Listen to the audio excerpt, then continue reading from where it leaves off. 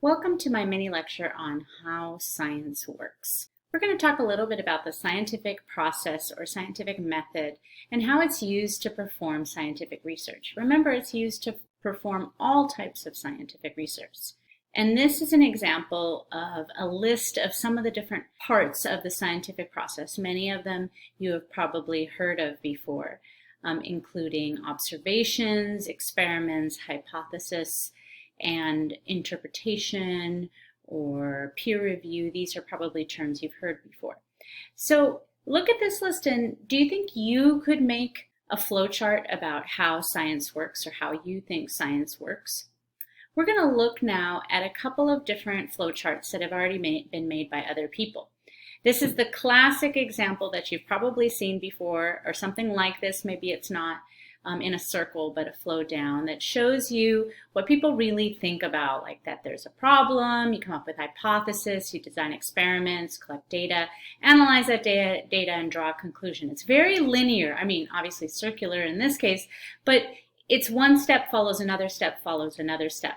Another example of that would be this one here, which is also probably an example of one that you've heard. It talks a little bit in more detail about different types of variables, and maybe it has some circling back upon itself, which is something that maybe you haven't drawn before on your own map of the scientific process.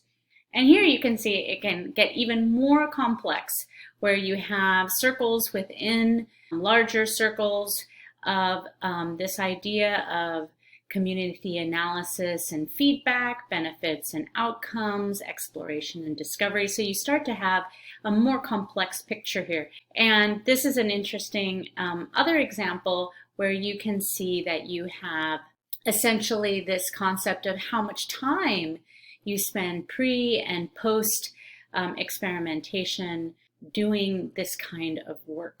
So you can see you spend a lot of time with observations and questions according to this diagram. And this is just adding on some more complexity.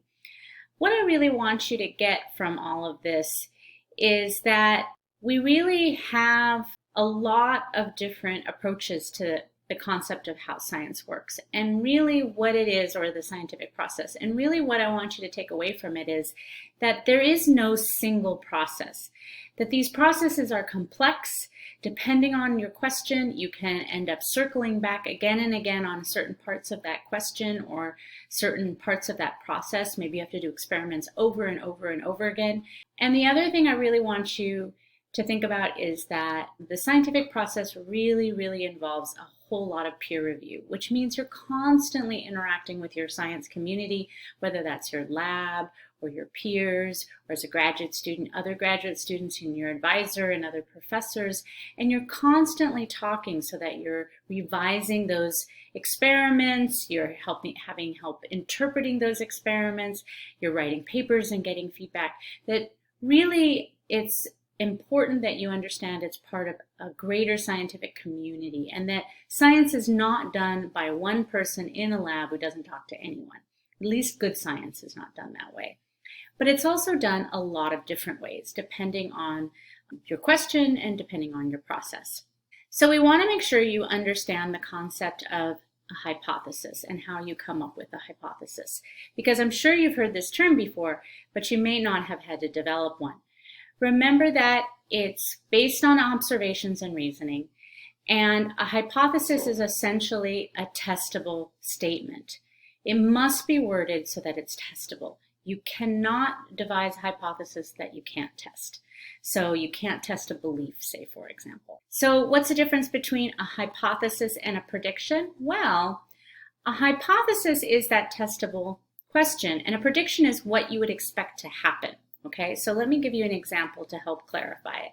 If you have the hypothesis that estrogen in the water, and this could be from other different things that we put in the water, different kinds of runoff. So estrogens in sewage runoff turn fish into hermaphrodites.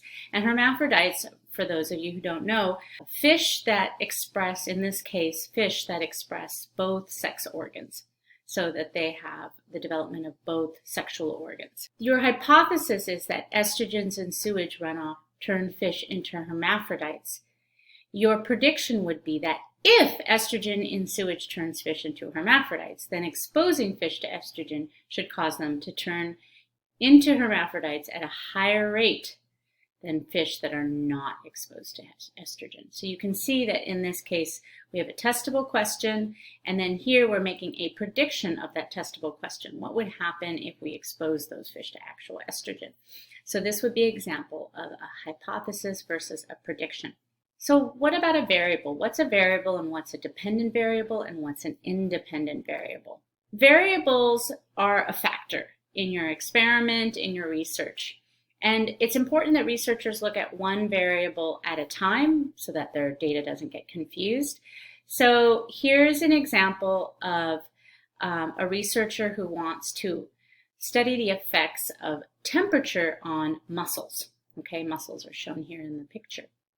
So your variable is, in this case, what's being tested and also what's being changed or controlled. So in this case, our dependent variable is what's being tested, and that is to look at the effects of temperature on mussels. So it's whatever I'm measuring in mussels, okay? And my independent variable is, because I'm looking at the effect of something, that thing that is causing that effect, that is what my independent variable, in this case, that's temperature. So temperature is going to be our independent variable. And whatever we're measuring in the mussels, maybe growth or development, that's going to be our dependent variable. How does the research set up an experiment, and what must the researcher keep constant?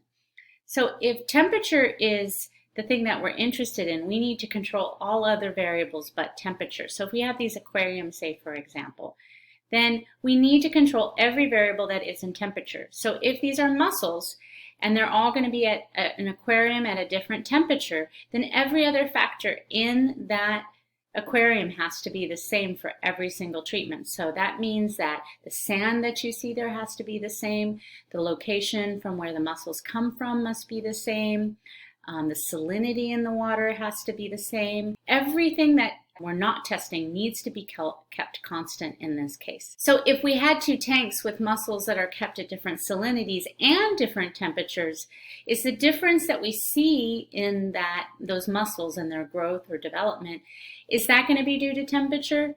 No, it's not. Because if we're changing salinity, we don't know which factor is the most important factor.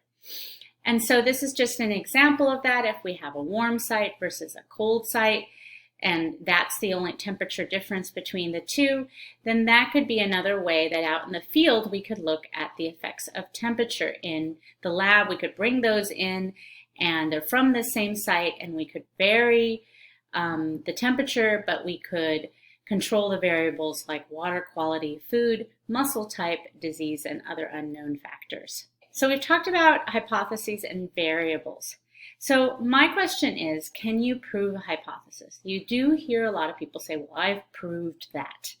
So I'm going to ask you the question of, can you really prove a hypothesis? A very important aspect of science and the scientific method is that we never prove a hypothesis. And you may hear scientists say this kind of thing a lot. Oh, I've proved that. So you can't prove a hypothesis. You can only disprove the hypothesis based on the evidence that you have. Hypotheses that have been tested repeatedly and not disproved are considered to be true based on the available evidence. The idea is that we can disprove a hypothesis. We can find information that contradicts that hypothesis or does not support it, but we can never actually prove a hypothesis because we haven't actually sampled every mussel in the world, for example, if we're comparing mussels. So since there's always a chance that we could find something that would support our hypothesis, we can never say, I've proved something. We can say, I have found support for my hypothesis, or I have disproved my hypothesis, but we can never say that we have truly proved a hypothesis. So what's the difference between a hypothesis and a theory? Well, like I said before, if we keep testing a hypothesis and constantly find new data to support that hypothesis, then that hypothesis becomes a theory. So a theory is a hypothesis for a natural phenomenon that is exceptionally well supported by data. A hypothesis that has withstood the test of time. You know, like we say, the theory of relativity, for example, the theory of evolution. A theory is not a lighthearted sort of guess or, oh, I think I have this theory that this happened. It is actually something that has an incredible amount of support. And so that's why we don't say that we believe in science or we believe in evolution, because evolution is actually a hypothesis that has been extremely well supported. So there's no such thing as scientific truth. There's only what we have in terms of the interpretation of the data. If the data is overwhelming and we found a lot of evidence to support something, we can say, well, it's a theory. It's a well-supported hypothesis. We still have never proved it, but it's well supported, and at that point we have not found data that contradicts it. And we use this idea of theory in everyday language that it's sort of a hunch, but it's really important that you understand that in scientific language, a scientific theory is extremely well supported. It means that there's ample evidence to support the theory, and it's regarded as true in the scientific community. Due to the requirements for direct observation or measurements and a testable hypothesis, not all questions are questions that science can be used to answer.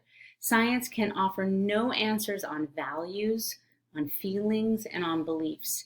These are beyond the scope of the scientific method. We cannot test a religious concept, for example, because it cannot be able to go out and measure belief, right? You can't quantify it. You can't get numbers. And so these things are not testable through the scientific method, and there's no reason to do it. Thank you all for watching my video on the scientific method and how science works.